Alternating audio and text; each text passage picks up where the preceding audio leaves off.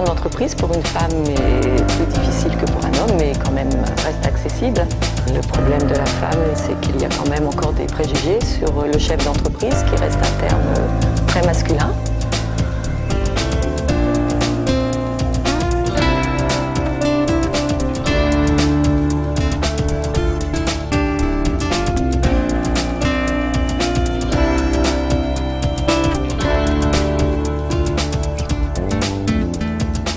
Le problème le plus important rencontré en couveuse, c'était d'apprendre à gérer mon temps, à m'organiser pour pouvoir créer mon activité.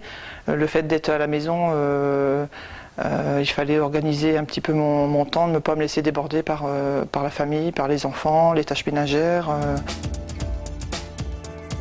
En fait, l'atelier sur le CIDFF m'a permis d'apprendre à gérer mon temps. On a quantifié le temps passé sur chaque tâche, notamment moi je suis à la maison, donc sur les tâches ménagères, sur le temps de sommeil aussi, le temps pour s'occuper des enfants.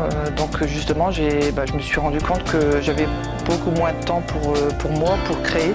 Donc il faut que je me prenne des créneaux horaires et je ne fasse que ça. Je me consacre qu'à ça et c'est vrai que ça m'a permis de prendre conscience que si je voulais augmenter mon activité, il fallait absolument que je me trouve du temps à moi et pas me laisser déborder dans toutes les autres tâches.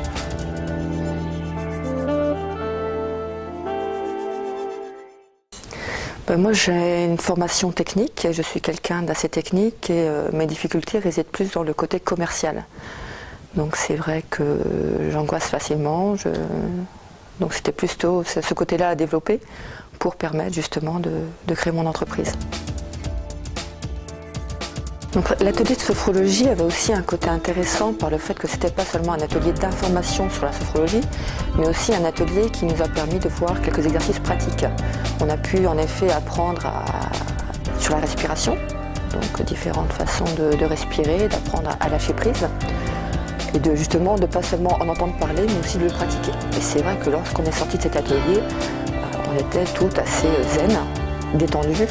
Et ce qui était intéressant, c'est de savoir que ces exercices-là, on peut les pratiquer n'importe où, dans n'importe quelle position. Et c'est justement des choses à refaire et ça donne envie d'aller plus loin et d'en savoir plus.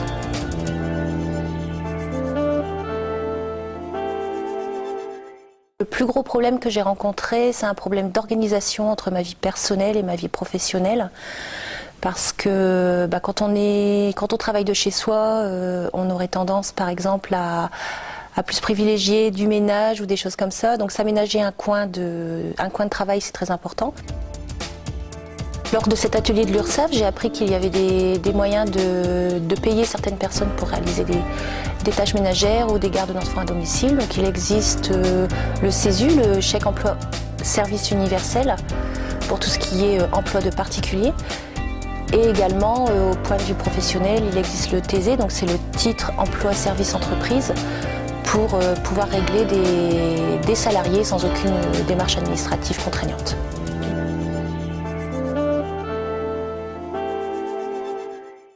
Donc au niveau financier, ça fait un moment que je pense à la création d'entreprise. Pour l'instant, j'ai pas besoin forcément d'emprunt bancaire, ou dans le sens où c'est de la décoration, je vais faire au fur et à mesure de la demande des clients.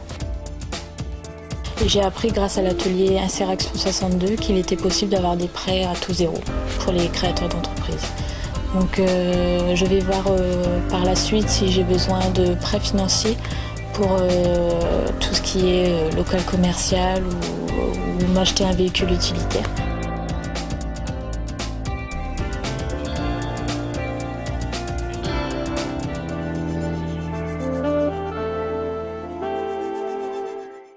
Quand j'ai créé mon entreprise, je me suis posé des questions concernant mon logement, puisque j'avais ma maison, je l'avais achetée.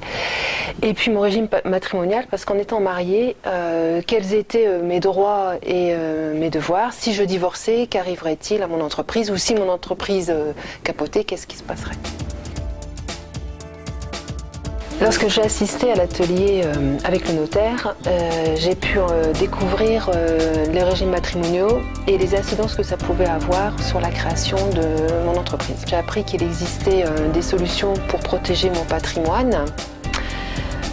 Il est bien entendu que c'est peut-être pas suffisant, donc si j'ai encore besoin de renseignements, je n'hésiterai pas à aller consulter mon notaire.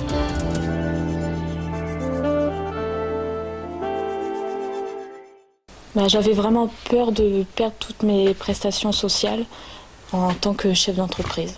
Ce n'est pas parce qu'on est chef d'entreprise qu'on perd forcément nos droits. Donc l'atelier CAF m'a rassurée à ce niveau-là, au niveau des prestations sociales. J'ai notamment appris qu'on pouvait aller voir une conseillère directement là-bas pour nous expliquer notre cas et nous expliquer tous nos avantages sociaux.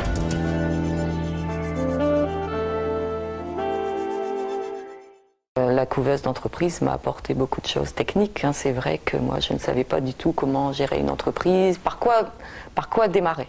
S'il fallait démarrer par le travail ou s'il fallait démarrer par la prospection, voilà. Comment démarrer une entreprise. Donc j'ai apprécié dans la couveuse les entretiens individuels et les entretiens collectifs qui ont permis de rencontrer d'autres futurs chefs d'entreprise, de pouvoir exposer nos difficultés et de se soutenir et de comprendre qu'on n'était pas seul. J'ai passé une année en couveuse. Durant cette année, j'ai pu rencontrer diverses personnes, avoir un soutien psychologique. J'étais très seule à ce moment-là et j'ai rencontré beaucoup de femmes, très peu d'hommes. On sentait que les femmes avaient beaucoup besoin d'aide par rapport aux hommes. Peut-être est-ce une question de solitude, je ne sais pas, mais beaucoup de femmes en tout cas. Il suffit d'une personne qui vous fasse confiance pour que soi-même on prenne confiance en soi et que voilà. Et donc ce que j'ai aussi découvert en couveuse, c'est le réseau. Voilà, j'ai rencontré des personnes super intéressantes. Par exemple, on a fait un speed dating et c'est vrai que ça permet d'échanger et ça j'ai beaucoup apprécié.